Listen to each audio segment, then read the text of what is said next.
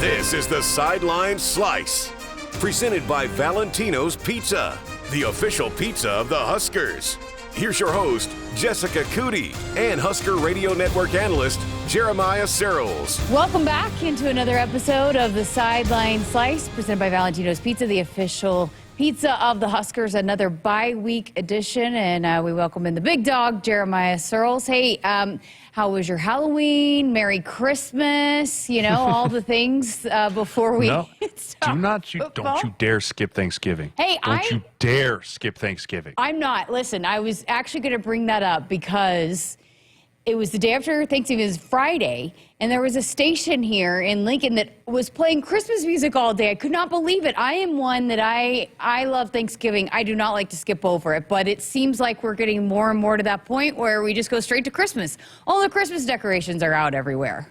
Yeah, and I have a friend that posted an Instagram of like her Christmas tree was already up, and I was like, what are you doing? November is a sacred time for feasting and football, right? Like that's all that's supposed to be in November is football and lots of food all the time. So I don't like skipping over, but the Halloween was great. The kids had a great time. My brother and his girlfriend came. We did Spidey and Friends, and the weather held out. I was worried it was going to rain, but no, we had a great time. We did a lot of candy. I'm still working through some of the Reese's here. I'm almost done with them as we continue on here. But no, it was a good time. I do have to admit my Christmas tree is up.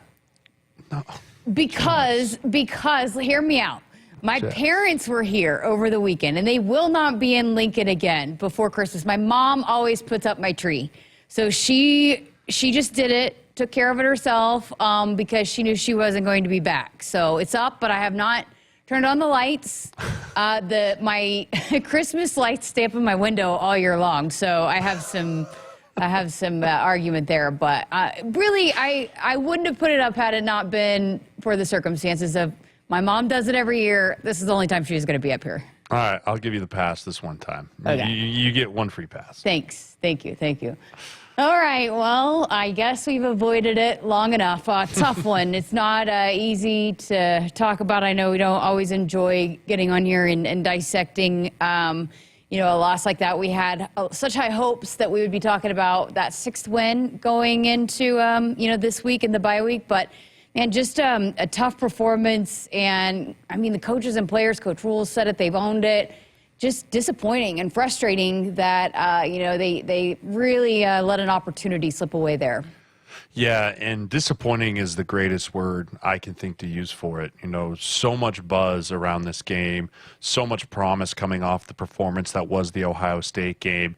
And to come out and put a performance like that in front of your home crowd that you haven't been in front of for almost a month, it was just a disappointing feeling. And it's hard to put your finger on what was the issue, who was to blame. It was a collective. It was a collective of defense not being able to get off the field on third down, offense not being able to sustain drives or even start getting some first downs, and everything just kind of kept boiling up, and then eventually you find yourself in a 20-point hole against a team that's 2-5. And I don't care how good you are against teams, when you get down that many scores, regardless if you're the more talented team or not, it's just really hard to come back from. And we just found ourselves down in a big hole and weren't able to claw ourselves out. And, we saw some fight there at the end from the Huskers against that UCLA team. But you got to give credit to that UCLA team coming in and having a game plan and executing it from the word go and getting the stadium really taken out of it in the first quarter, moving forward there, and then just continue to put their foot on the gas. Look, this team says it all the time. You just got to do your own job no matter what the circumstances are, and that's part of playing football, no matter what the other side of the ball is doing. But that being said, how tough is it for an offense when you come out, UCLA gets the ball first, then they go on an 8-minute drive, and you're just sitting over there for a long time waiting for your turn? Yeah, it really can take the wind out of your sails. Everyone's so juiced up before the game. The atmosphere, the flyover was sick, and you've got all this juice and pent-up energy, and then the defense goes out there first, and the crowd's on their feet, and you got Nate Rourke with the third, right, just getting after it. And then they just keep converting, and it's every third down's like just a punch in the gut. Right? It's like you're up off the bench, ready to go in, and then, they convert. And you go sit back down, and then get first down stop, second down stop. Okay, here we go again. It's third. And then you get back over there, and then they get another one. And it's deflating, right? Because it's easy to fall into a man, is this what we're doing today? Right? Are we going to struggle to get off the ball? Oh my gosh, we better get a drive together, right? And then the pressure gets cranked up, right? Then everyone gets a little bit more anxious. Hey, we better get a third. We better get some drives, man. That defense is going to be tired. They just did a big series. They held them right at the end, right? They kept them off the end zone. Yay, defense. Let's go make sure we get on the field and do something good. 3 and out. Right? And that is just such a deflating start to a game that I can remember the Huskers having in a while. Right? Right down the field, score, get the ball, everyone's excited, 3 and out, they get the ball again, right down the field, score, and you're just like, man, it's just tough to get back into a rhythm offensively, and then you find yourself down, right? And so the game plan starts shifting a little bit, and you're like, man, there's like the second quarter just started, and we're already kind of scrambling a little bit. So it definitely is a mental kind of up and down of how you're feeling, how the start of the game, how the game's going. But I just felt like we were never able to shake the start of that football game, and it kind of just lingered with us the rest of the game. What do you think the issues were on third downs for the defense in the first half? They settled in, were much better, as the game moved on. But why could they not get off the field there in the first quarter and into the second quarter? Yeah, I think UCLA had a really good game plan of getting into third and manageables. 3rd and 3, 3rd and 2s, and they had a couple 3rd and 9s. But the more I study this Tony White defense and the more I get more well-versed with it, we're built on getting to the quarterback, right? This defense is built to have stunts up front and pressures and bidding one-on-one matchups for our linebackers on running backs. And when we can't get to the quarterback, the quick passing game has really hurt us in the last 3 weeks.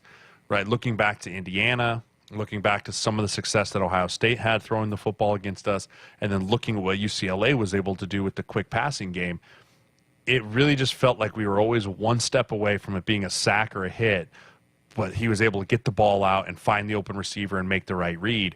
And so it's this combination of us not pressuring the quarterback in the proper way and getting home, and our DBs having a little too much cushion on the back end. And I don't know if there's a fix to that, right? Because I do think that the identity of Tony White is to be aggressive, is to continue to go and get after the quarterback. So I don't want him to change that because it has been successful. But we do have to switch some things up in the back end of, hey, if we're going to, teams are kind of blueprinting, hey, on third down, they're going to blitz, they're going to stunt, they're going to twist.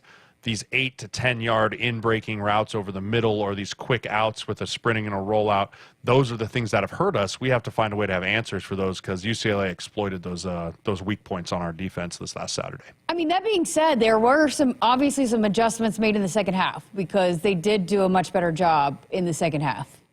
Yeah, and that's why I don't want Tony White to change. Right? I don't want him to change, but we have to be able to adjust before half so that we don't find ourselves in the hole that we did in the second half, right? Like we can go in and adjust in the second half and do all that, but being able to adjust faster and adapt quicker, right? Those are the things that make good teams great teams Super Bowl champions or NCAA champions, however you want to do it. And it's also how if you can't adapt quickly, then that's how you become a good team, can be a mediocre team to a bad team, right? Those abilities to adapt and change in game are so important, right? You have to be able to do it. And Rule talked about some teams coming off bye weeks and looking at how they can attack us and do those things. That's very true. When you have multiple weeks to prep for a team, you're going to have a great game plan, or you should have a great game plan going into that game going, I know exactly how I want to attack this defense from an offensive perspective. And I felt like UCLA had that of, hey, this is how we want to attack this Nebraska team, and it just took us a little bit too long to adapt and adjust to be able to figure out what they were doing. Do you feel, though, that the defense did enough, though, to be able to win that football game? 100%. Yeah. I mean, 100%. Because, we're being pretty hard on them, and they're okay with it because they have a high standard. But that being said, you feel like for a lot of teams, that performance would have been good enough to win that game. Yes, and I'm being hard on this defense because I expect a lot out of them. Right, I've come to hold this defense to a very high standard because I've seen what they can be. Right, and once you show me that you can do it on tape, I'm not going to give you oh, well, it's okay you didn't do it this week. Right? That's just not how I've been wired to watch football and break down football. Like, the standard is the standard. You are who you put on tape. Yeah. And so when I watch what this defense did against Ohio State versus what they did against Indiana, like, I don't care what you did against Indiana. I saw you do it against Ohio State. I'm going to expect that every single time you take the field. Right? And I'm going to know it, and I'm going to watch it, and I'm going to analyze it, I'm going to break it down. And when I don't like it, I'm going to talk about it, the issues of which I saw. That all being said, I agree with you, Jess. You hold UCLA to field goals in the first half. You hold UCLA to not being able to be up 21-0 at one point when they go on drives. All that is great. And all that to say that, like, they had the issues, but they were able to do it. Offensively, we just did not help them out at all, and that's a struggling place to be as a defense, right? I saw a stat earlier this week that if the defense has let up more than 14 points, we haven't won a football game. That's a really tough place to be as a defense when you're saying, man, I got to hold a team to 14 in today's era of college football. Right. Right. When you're seeing games that are 45-38 and 56-42, like, it's a hard thing to do as a defense to every week be like, 14 points is our threshold, men. But I love that this defense wears that as a badge of honor. I mean, and the offense also gave up the pick six, too. So, one of those scores was not even on the defense. Mm-hmm. But, you had put out a tweet, and I wanted to give you a chance to address it here on the podcast about the crowd. And so I guess as a player, we talked about the long drive. And, I mean, look, I was just at Ohio State, and Nebraska did it at the shoe where they took the crowd out of it, and that was a quiet stadium until things got tight and it was a game on the line at the end. So I guess maybe, your perspective, I guess, as a player, when you're on the field and, you lose that momentum, you understand, right, why the crowd maybe might be a little bit silenced and the opponent has taken them out of it. But also, I guess, maybe because now you just have a different view of it now because you had it as a player and now you are a fan. So I guess maybe give us your take on that and, again, what you hope can maybe change that moving forward. Yeah, and first of all, I have no ill will towards Colin Miller. Right, I don't want. Me and Colin had a little bit of a Twitter spat back and forth after a game. He put out a tweet saying that he was disappointed in Huskers fans and how we didn't cheer and that type of thing. And I just responded saying, Colin, as a player, when we would go on the road, the first thing our head coach would tell us is take the crowd out of it. How do you do that? You sustain drives on offense and you stifle them on defense. And it's a hard thing to do. And it's nothing, I'll say this, nothing is more rewarding than doing it as a player, right? And I got to do it in a couple really cool places. I got to remember being able to hear a pin drop in Penn State, right? A pin drop when we knock a game-winning field goal in overtime. Going, oh, hello, you all still here? I can't hear you, right? There's nothing more rewarding than that type of feeling. Vice versa, I have been booed coming off of Memorial Stadium at halftime before. 2011, we go play Ohio State. We're down at half big. And we're getting booed coming off halftime. And it hurt and it stung. But we deserved it. We were playing like dog crap, right? That all to be said, this stadium was full. This stadium was loud. I was in the stadium.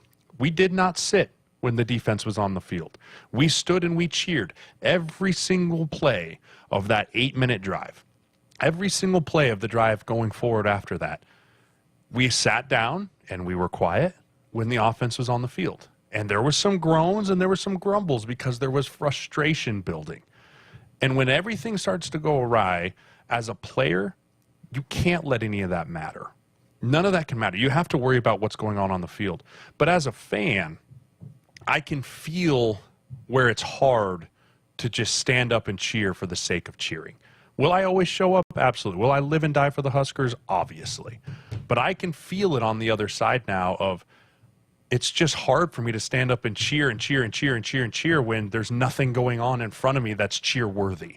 Yeah. And I don't blame the fans and I don't blame Husker Nation for being frustrated, right? If the team's disappointed, the fans are disappointed. We all showed up expecting to get our 6th win and go to a bowl game. And when things weren't going well in the first half, it was a tough thing to swallow, right? That being said, should we pride ourselves on being the best fans in the country and being the most supportive? Absolutely. Will we show up every single Saturday? Absolutely. But it was just a frustrating thing to see, Colin to say that and to say a little bit of he was frustrated with Memorial Stadium and the Husker fans because I was there. They were excited. Everyone was excited. I was excited. But it's just a hard thing to continue that momentum going forward when things aren't going great. Yeah, understandable. Okay, let's talk about the offense. First of all, at halftime when I had asked Coach Rule about the offense, he had brought up we're not picking up the blitzes. So what did you see in that? Was that on the O-line? Was it on the guys around? Why were the blitzes so hard to pick up? I don't have a great answer for that, except for the fact that they were cover zero, right? And when I say cover zero, that means they're sending more blitzers. Than we have blockers. And from the first third down, they sent cover zero. And I saw it coming off the back end. Like my seats were back above where the old tunnel walk was, which I loved because I can see everything from an end zone point of view. And I was watching it as it was going down, and I'm going, oh boy, here comes cover zero. And sure enough, they come, and Dylan ends up getting sacked, I believe.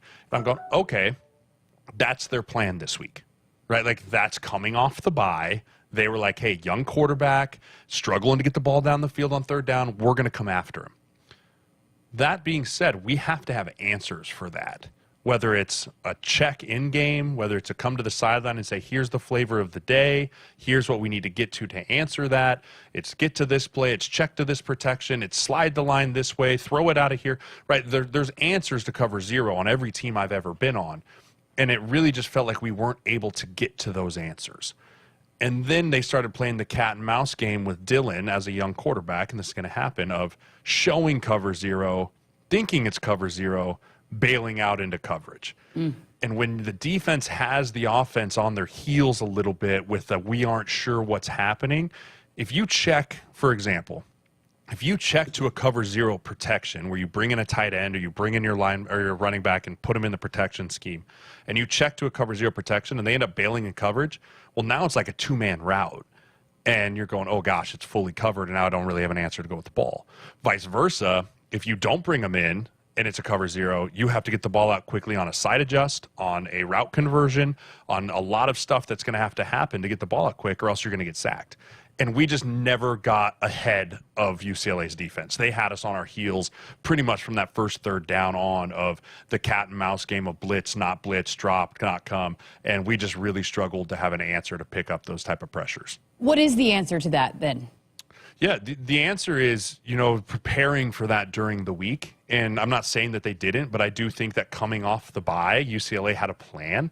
And so, coming off our bye, we need to have a plan for, hey, if we get those type of things, here's our answers, right? And practicing it during the week so that if Dylan sees it and can recognize it because he's shown us that he's a good enough mental player, even as a young kid, that he can see and recognize those type of things, that he can reach into his back pocket and come in and check to whatever the check is for cover zero, right? And even if he's wrong initially, we've at least now shown the defense we have corrected this mistake. Right, because UCLA just kept coming, and we just never were able to hit it in the face and hit a big play. Because if you have cover zero, there are big plays to be had. It's one-on-one coverage across the board, and you need to bet on one of your receivers to go win. Every week you see it in the NFL. Someone sends cover zero in the red zone, and Aaron Rodgers and Jared Goff and all these good quarterbacks are checking to a route that's going to say, I'm going to go to my best wide receiver in a one-on-one situation and give him a chance to win. That's how you beat cover zero. And then all 5 guys, 6 guys, 7 guys that are in the protection being so dialed in and so buttoned up that you are doing your assignment to give Dylan that time to get the ball off. Fascinating. The running back, this has been another topic that I know I've seen a lot and it's been asked a lot about. The rotating of the running backs. And obviously you've blocked for a lot of great running backs. You've played with a lot of great running backs. Is there something to be made of a running back not being able to get into a rhythm when there is a rotation, or is there benefits to playing the number of running backs that we've seen the Huskers play this year? Yeah, I don't really think that the rotation of the running back has been the issue with the run game. You'd love to have a guy that's just the guy and you feel confident. I mean, every great NFL running back like Saquon Barkley, Derrick Henry, Zeke Elliott when he was going, right, those have been the featured back, Josh Jacobs. We don't have a featured back, but we also don't have a featured scheme. And so when we don't have a featured scheme, you have to have multiple running backs that do multiple different things because Dante Dowdell does one thing well, Ramir Johnson does another thing well, and so you want to make sure that you're putting guys in the best positions possible to execute said run play, whatever it is, whether it's a wham, a trap, an inside zone, an outside zone, a pitch, right? And so when you have different skill sets like that, you want to make sure you're utilizing and not putting square peg round hole of, hey, Ramir's better on the perimeter, but we make it a call for Dante Dowdell, right? You want to just continue to rotate guys in there when you don't have that featured back that can do everything. And those backs are hard to find, right? When you find one, you hold on to them, right? I mean, they don't grow on trees. You're not going to find a Josh Jacobs unless you play at Alabama, and then it's Mark Ingram, Derrick Henry, Josh Jacobs, like, right, the list goes on, right? But it's really hard to find just a bell cow type back that you can rely to do every type of run on the playbook. So you don't make as much of an issue of the rotation of guys as maybe some people might have. No. I don't think it's a problem. Yeah. I really don't think it's a problem. The only time I would find it as a problem is if a guy is feeling it and he's the hot hand, right? And he's ripping off runs and hitting the holes, and then all of a sudden you just kind of throw a guy in, and then we stammer in the run game. That's when I think it becomes a problem. But we haven't seen that, though. I feel like when someone's had a hot hand this year, they've gone to him. That's what I mean. They've continued to go with that. And that's why I'm saying that they do a nice job. If someone feels like they have the hot hand, they stick with that guy. Yeah. Right? But in the last 3 weeks, when we're on this 3-game skid here, I can't remember a moment where I've been like, that's the guy. Yeah. Like, that's the dude. Keep feeding him. It's been kind of an all-over-the-map type of thing. Valentino's, treasured Italian family recipes passed down for generations. Valentino's has become Nebraska's classic Italian tradition and proudly served in Memorial Stadium for over 30 years. So I guess, I don't know how much you heard of Coach Roll's press conference yesterday, but I was also able to record the TV show with him as well. Maybe a little bit of a different tone from Coach Roll, and hey, very taking responsibility. We're going to look at ourselves. We've got to address some things. What are your thoughts on just how he's gone about approaching, hey, that was a disappointment and it can't happen. We've got to be better. Yeah, I think he's exactly right. You know, he gave a lot of flowers after the Ohio State game to his players, rightfully so. They played their balls off. Vice versa, when you don't show up, you can't expect your head coach to just walk up there and say everything's kosher and everything's fine when it's not. 3-game skids, they're not okay, right? In any level of football. And if your coach is going to walk up to the podium and just say everything's fine, we were working, it's the process, we're right there, like eventually that stuff gets old. And eventually the coaches and the players don't believe it anymore. Rule's right. It's a disappointing. We all have to look ourselves in the mirror, from a coach to a player to everyone that's involved in Husker football, and go, what can I do better to make this team have wins? And that a lot comes down to the 11 guys on the field at the time. You can scheme, you can draw, you can have all the cool stuff and practice hard, but if you don't execute on Saturday, none of that matters. And Rule's right. We have to execute. And he says, you know, if coaches say, hey, my players got to execute, that's throwing players under the bus a little bit. I personally don't think so. I think that's the truth. You have to execute. You can't protect them forever. If that's like saying, oh, man, I wrecked my car, but it's because the steering wheel didn't turn when I told it to turn, right? Like, it doesn't. You can't blame. At one point in time, you can't look at other places to blame besides going, I didn't make that tackle. I didn't make that block. I didn't pick up that blitz protection. I didn't get open on my 8-yard route. I ran it at 7 or I ran it at 11, and that's why the ball was late. Like, eventually you have to take ownership in the product that you put on film. Because like I said about the defense, you are who you put on film. Same is said about our offense. You are what you put on film. And right now it's not good enough. And everyone in that offensive room, everyone on that offensive field knows it's not good enough. I'd be worried if they thought it was. But the good news is I know they're not, and I know they're going to continue to work. I know they're going to continue to get back on the practice field. I know they're going to continue to show up and fight, because that's who Coach Rule is, and that's what he's implementing for all of these players. Coach Rule, I thought this is really interesting, too, because I feel like we've seen it maybe some inconsistency, and he said that he had a good friend that he trusts said, man, it's got to be frustrating that your team's so inconsistent. And it really struck him, because that's been something that his teams have always been, is consistent. I guess, what do you make of that? Just that maybe it was a little bit of a wake-up call maybe that, because they haven't been consistent, right? I mean, even like you said, on the defensive side of the ball, for as good as they've played at times, there's still some ups and downs. And you know, from week to week, it seems like we're talking about maybe some tackling issues or they miss some of the plays. But, you know, to be locked in and consistent week to week, I guess that's a little bit concerning. The number one compliment you can be told as a football player is you're consistent. You are who you are. You don't rise to the level of your competition. You don't fall to the level of your competition. You don't whine and complain when it's hot. You don't whine and complain when it's cold. You just show up and you are who you are and you do your job. And if you can have a football team full of consistent players, you're going to be a winning football team. Yeah. No doubt. No doubt in my mind. If you can show up every day and just be who you are and do things the right way, from the classroom to the weight room to the practice field to the meeting room, and you're just, I don't have to, if I'm your coach, I don't have to worry about, is Jeremiah going to be ready to play today? Am I going to have to cattle prod Jeremiah in the ass to get him going today? Right? If I don't have to worry about that because I can go, he's consistent. He is someone I can rely on week in and week out. You have all those guys on your football team, then the football team's consistent. We have too many guys playing inconsistently across the board.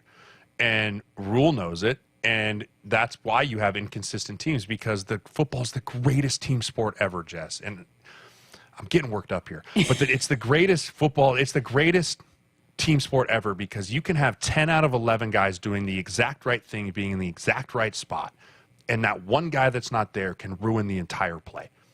And that's what makes great teams great, is 11 guys doing their job on every single play. And because 5 to 6 plays a game, if you're 10 out of 11, that can be a touchdown. That could be a touchdown scored on you. That can be a negative play. That can be a sack. Those can be game-changing plays. Out of the 90 plays that you play in a game, those 5 or 6 plays that someone isn't consistent can make the entire difference in the world.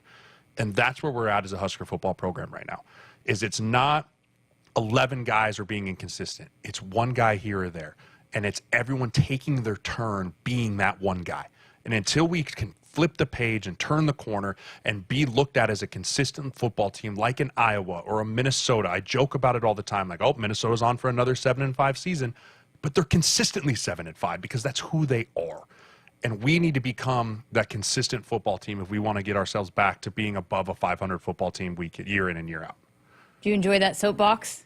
I'm getting frustrated. You get me work back up again. No, I feel like you worked through it. That was a good take. I appreciate that. No, it's so true, because it seems like in the conversations that I have with players, a lot of them are saying, yeah, it was just one guy that messed up here or there, but then it results in a really bad play that ends up costing you football games. Because how many times now have they lost one-score games where maybe that one play makes all the difference in the world? 100%. It's one play that maybe happened in the first quarter, right? It's not just when the moment's on the line in the fourth quarter. It's an accumulation of those moments.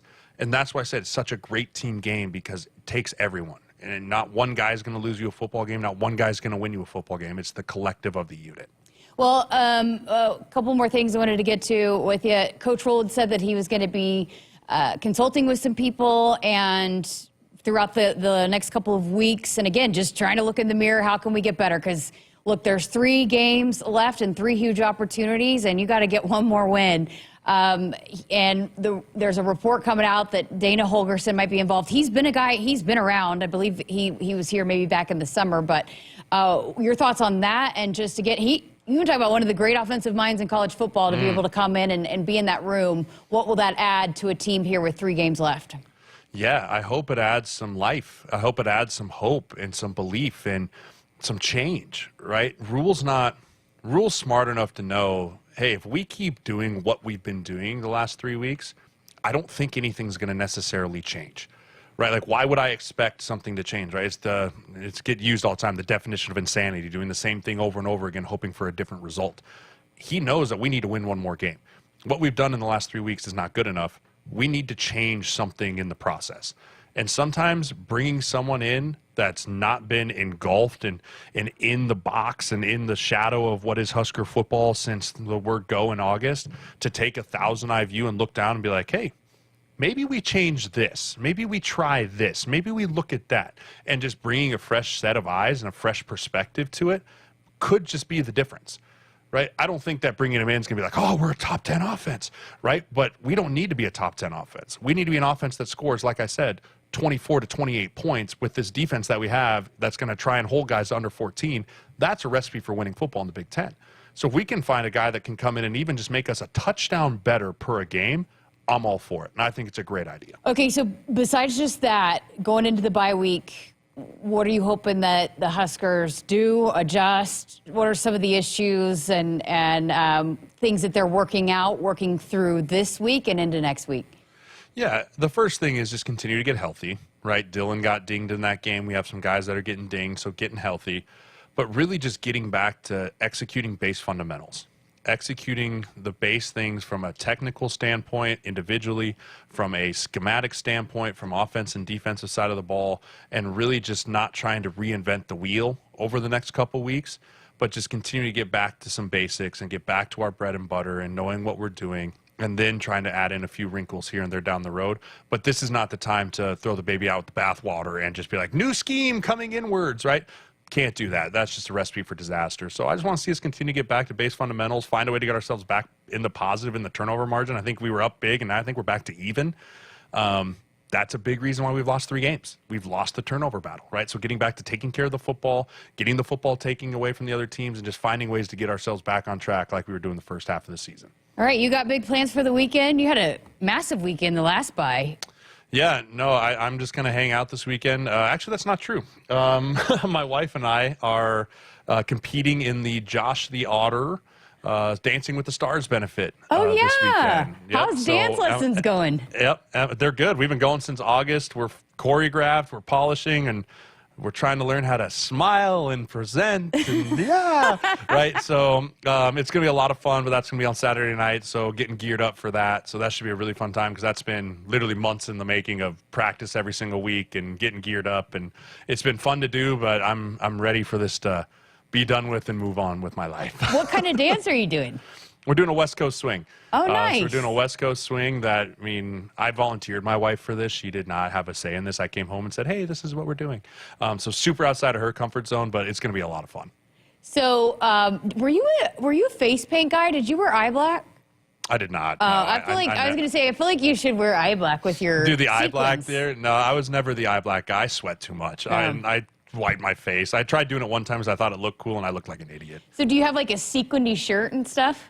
No, my wife's got me all dressed out. I got some nice black dance pants, I guess, and then I've got like a nice black shirt with a black button down, and then I'm getting my hair cut by guys over at Straight Edge on Friday, get all dapped up. So it's going to be a lot of fun. Nice. Has she enjoyed it, though, being the process? I think she has. I think she's enjoyed the practices and the time we've gotten to spend together. I don't think she's going to love Saturday night, but we'll get there.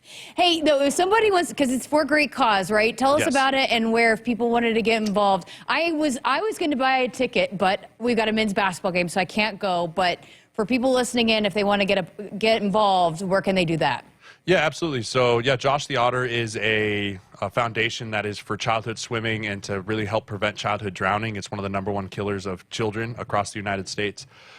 So you can go buy tickets. You can go donate. The link's in my bio on my Instagram at jsirles71. So you can go in there and take a peek at it, see if something you would want to do this weekend or, just donate to a great cause. My kids, all 3 of my kids do swim lessons there. They've been doing it since they were little ones and moving on. And now my kids are turning into little fish. So they do a fantastic job. But yeah, if you want more information on it, just go into my Instagram handle and the link's in my bio. Because the fundraising is part of the It's winner. part of it. Like Yep, if you win, it's part of it. It's not just the It's dancing. not just the jazz hands, right? You got to raise some money too. Awesome. Well, we cannot wait. We'll have to talk about this next time on the podcast. I will get a video sent out, I promise. Oh, cannot wait. And then next time we'll be previewing the matchup with the USC Trojans, also struggling, also got some pressure going on in that program. No so doubt. should be fun, but cannot wait to hear how the dancing went. Good luck. Thank you. Break a leg. Yeah, all the things. This has been the Sideline Slice presented by Valentino's Pizza, the official pizza of the Huskers. Go Big Red. Valentino's, a slice of home you just can't get anywhere else. What started with a treasured family recipe has become a Nebraska tradition for over 65 years. Proud to be the official pizza of the Huskers.